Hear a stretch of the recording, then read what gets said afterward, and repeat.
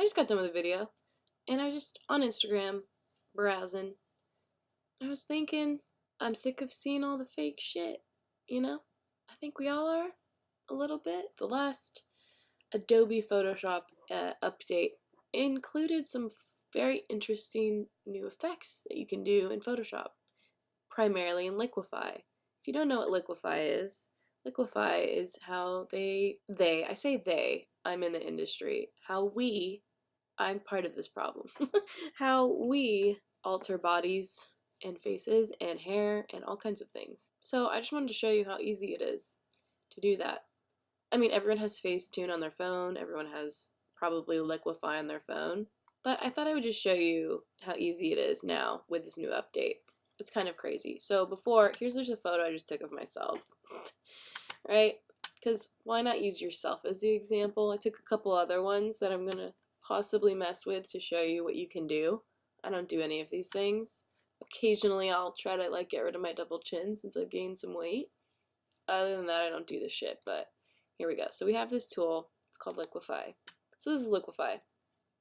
They have this new thing called Face Aware Liquify. I was like, oh, what's this? This is new. Oh my god. Okay, so I did this whole video, recorded all this shit, and then my movie recording cut out apparently. So none of my audio's here. So I'm gonna redo it talking to you right now. So basically it has these tools for you can adjust your eyes.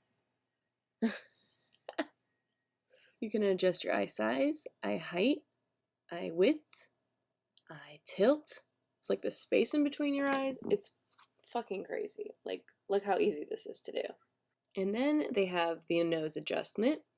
So you can adjust the height of your nose, you can adjust the width of your nose. And then there's the mouth options. You can scale your mouth. It's like even goes up to like upper lip. You can adjust your lower lip. I'm just so irritated that this video didn't fucking work. So you can adjust all these little things super easily, which before it was like a lot harder to do. Like you actually had to know what you were doing. Adjust your chin, adjust your face. It's all pre-built. Like you don't even have to try to do anything. So basically this is me just explaining about like how little amount of time it just took me to do that, how insane it is that that's all it took, and that I kind of revert back to my old things that I used to do using the tools on the left, which are the ones that you usually would use to adjust. So now that the face thing is already like super easy and it's way faster to adjust things than you used to have to do, I'm still going in and I'm pushing stuff around of how I would have like back in the day before this thing even happened. You can extend out the hair, you can push in the face, you can make certain things the way you want them to look. So we're done with Liquify. Now I'm showing the before and the after. You know, no time at all. Took like no time at all. So now we're gonna go in and we're gonna be crazy and get rid of things with a spot healing brush, which is usually what people do with Facetune. It's basically you're just using the spot healing brush the whole entire time. Gets rid of those blemishes, gets rid of the spots, things like that that are easy to pick out. Dog hair, and just clear all that stuff away. And I'm showing you the difference. Look, spots, spots, no spots, spots, no spots. Okay, and then I'm going to go in and I'm going to start really touching up the skin in a natural, fast way. We're obviously doing this super fast for an example. Okay, so now my skin is looking glowy and perfect, and like I don't have any single blemishes on my face. But there's so many different things you can do. You can adjust, make your makeup darker, make your hair darker. You can paint in makeup. You can add makeup, fix your lips, color your teeth. There's so many things that it's relatively fast and easy to do. And so now I'm showing you before and after. This is before and after. The crazy thing about when you're altering stuff like this and you're doing it so often, people forget that that's not what they really look like. People see so many Photoshop photos of themselves that they actually think like, oh, that's what I look like. And it's not until you look at the original that you realize what crazy differences there are. So now I'm showing you this awesome picture I took of myself in my pajamas in the mirror of my really, really dirty, messy room. Just to show you guys sort of an example of how crazy body altering things there are and how easy it is to do. Again, I'm going to show you the face shortcut of how fast it does that for you. And then we're going to start warping the body. So I'm just quickly warping the body. This is in no way how lazily I would do it in real life. But just to show you an example, we're going to do this really fast of how easy it is to completely alter the look of your body, pushing in and out. And so here's me explaining that this is a super quick difference, obviously, but look at how much different I look already. And then I'm basically showing like how fast you can literally color in like your sides and stuff. Obviously this brush is way too soft and I'd have to use something a lot harder, but just for an example of how you can even further modify the background and you won't be able to tell because things won't be warped because you just kind of patch it back in, mask it back in, is what you would do. Because obviously the telltale sign of somebody that's photoshopped something is everything being warped in the background. That's like an easy, oh, that's super easy to find, right? Like you obviously Photoshop something if I can see your wall is crooked in the background, but things aren't necessarily so cut and dry because you can paint stuff in, you can take stuff from the original layer and mask those back in so things aren't changed like they are in the picture when it's finally done. So people won't be able to tell as much that it's been altered. And then I'm showing how easy it is to literally like, okay, say my boobs are too low for me, right? So I want to take those and I want to lift them up. How easily that is to do. Right here, obviously, again, very lazily and quickly done, but look how easy it is to rebuild my body around where I want it to be. So here's an example of before and after, the full effect of the before and after. It's just crazy how fast you can literally alter everything.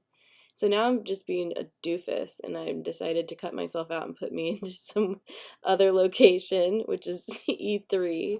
And then I'm just going to start painting everything in really sloppily and fast, for example, of how